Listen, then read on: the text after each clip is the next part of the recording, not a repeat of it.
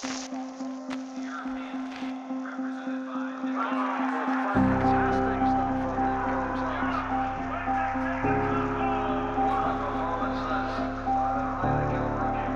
Ryder Cup was always extremely special for me since the first day that I laid eyes on this television set when I was 9 years old in the clubhouse of the golf course I was a member at in 1991 watching Kiwa.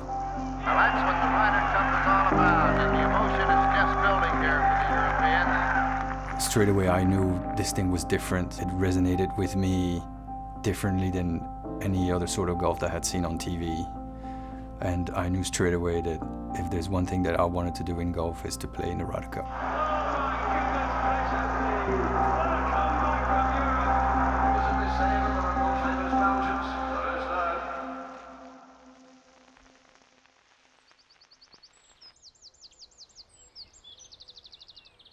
The way that I look back at 2012 in Medinah, I was extremely confident in my abilities. I was playing extremely well. Just thinking, Jesus, I'm going to be part of this thing. It was a, you know, that my childhood dream was going to become reality. It was pretty cool.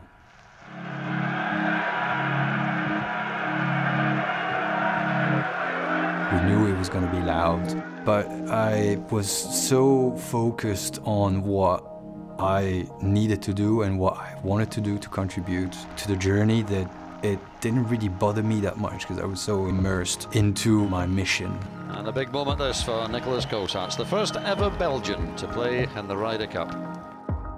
I was quite confident and comfortable once I stood over the ball where everything started to shake all over the place. On the tee, representing Europe, Nicolas Colsaerts.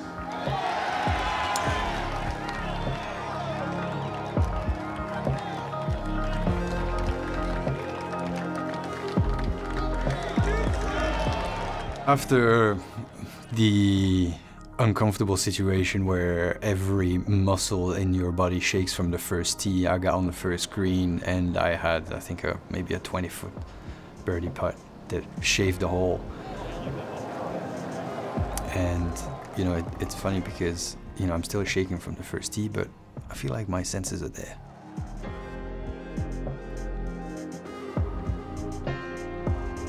Great putt, great putt. Well done, Nick Colsaerts. That'll settle him down. And then I birdied the second. I hose through the third. I hold a 30 long curly thing on 4. Brilliant. What a start from Colsaerts. Made birdie on 5, and from there it was just, I was basically unstoppable. Colsaerts, he's got another one. We get on 10, the par 5, and when I'm walking to my ball, Darren Clark is following the game on this cart, and he's looking at me and asking me if I'm having fun because he can really sense that, you know, I feel quite comfortable and I'm doing pretty well. And then I got to my ball and I hit this 4-iron to a back left pin into the wind and just drill it into the wind and pitch right over the bunker and just chased it perfectly to about 4 feet. Look at this. What a shot. At the end of the day, he came up to me and thought that that was the best shot that I hit that day. You know, when you got an ex-Ryder Cup player that comes up to you and tells you how much he enjoyed watching you hitting a shot at Ryder Cup, it's pretty cool. Oh, yes, good boy. First eagle of the day. And Europe got 2 up. I made 3 and we won another hole and on to the next one. Well done, Nicolas. So I arrive on the 13th hole, which is a pretty long par 3, quite scenic. The green is surrounded, and I remember looking around and seeing George Bush behind me and Michael Jordan. And still now, it amazes me how much I was able to switch on and off. You know, looking at the whole size of the things that were happening, the things that I was noticing, and to quickly get back on the saddle and still get into that incredibly intense level of focus and hold that putt. It was quite slick, and I remember when the putt took off, I was like, geez, that's a bit hard, and it just hit the back of the cup in the middle of the hole so hard. Oh, fantastic stuff from Nick Colsaerts. And that was the first uncontrollable reaction I knew it was going to come out. I didn't know how it was going to come out, but I knew I was going to get taken by the whole thing. What a performance this by the Ryder Cup rookie. Fantastic. 17th. At that stage, we're still 1 up with 2 to go. But the problem is Tiger hits it to what looks to be this from the tee.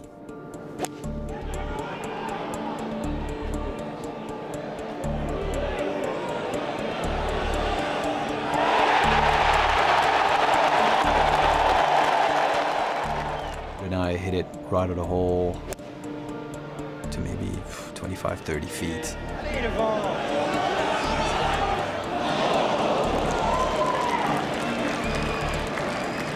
And as we're crossing the bridge to make it to the green, we realized that actually Tiger is within gimme range. And I remember talking to Brian, my guy, and telling him, might as well just give him that, he's not gonna miss it. And Brian goes, yeah, he's not gonna miss this. So I step onto the green and I completely forgot about the situation. I just read the putt like I read the putts that I was holing all day. Stood over the ball and all I saw was the hole. Not again. Not again. Unbelievable stuff from Nicolas Colsaerts. You know, look at this little kid from Brussels who's dreamt about playing in a Ryder Cup, who makes a 25, 30-foot putt in front of the whole world and just explodes. What was it they say about there are no famous Belgians? There is now. If there was one shot that I would like to live again, it would probably be that putt that I hold on 17th green in Medinah in 2012. He's got to keep calm though for 1 more hole. 1 up with 1 to go. We make it to the 18th hole and we put it down the fairway, and the view of the 18th green, if you get this massive American flag behind the green who shows you the wind, which was right to left and the pin is back left. I hit an 8-iron that didn't draw as much as I wanted. I'm probably like 20, 25 feet right of the hole. At that stage, I'm not even thinking about holding it, even though Tiger is maybe, 15 feet away for birdie. But I'm just lagging this thing close, and I go stand next to Westwood, who's already done, and I'm like, dude, I don't know if I have what it takes to watch this. I mean, it's been a pretty long day. And he looks at me and goes, might as well watch it. And then Tiger stands over the ball.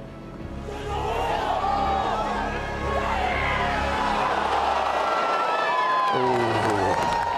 If you look at the images, you can just see that I'm just like, oh, thank God this is over, because it would have been devastating for me to having played such an incredible round and have, okay, Tiger Woods holding from 12 feet to half it, but winning my first point in such a fashion like that against such an iconic player, I was so proud.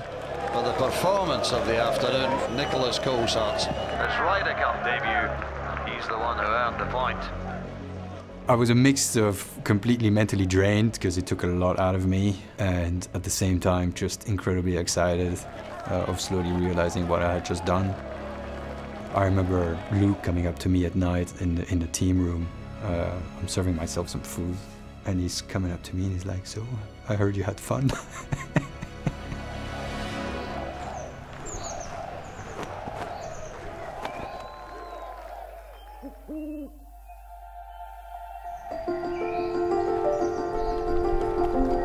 Final day singles in the Ryder Cup match. The US take an impressive 10-6 lead into the final series of 12 matches. If Europe are to pull off a famous victory, they will have to equal the greatest final day comeback in Ryder Cup history.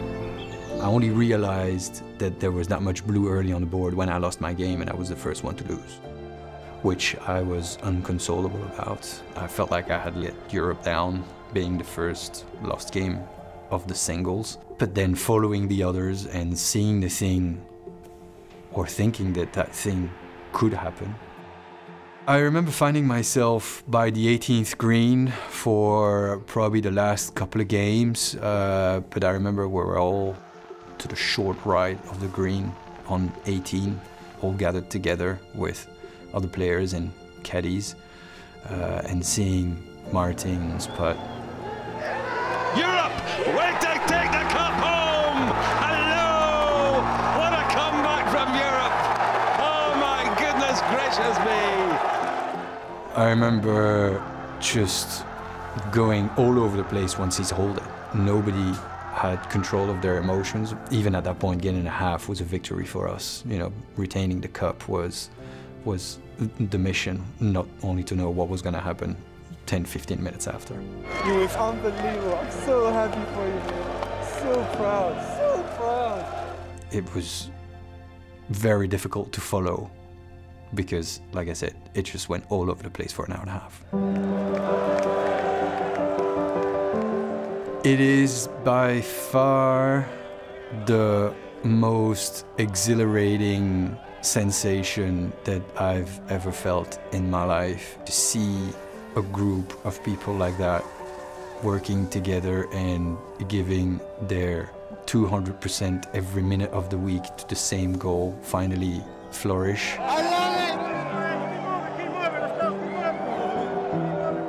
Still to this day, there's probably not a day I don't think about it. It's probably the thing that has had the most impact on who I am, who I became. Not a lot of people get to live their dreams. I was able to live my dreams on such an incredible stage like that. And when I look at where I come from and the story of my life, there was not a lot of chances of that happening. I don't think that I will ever live anything as emotionally charged as 2012 Ryder Cup in Medinah.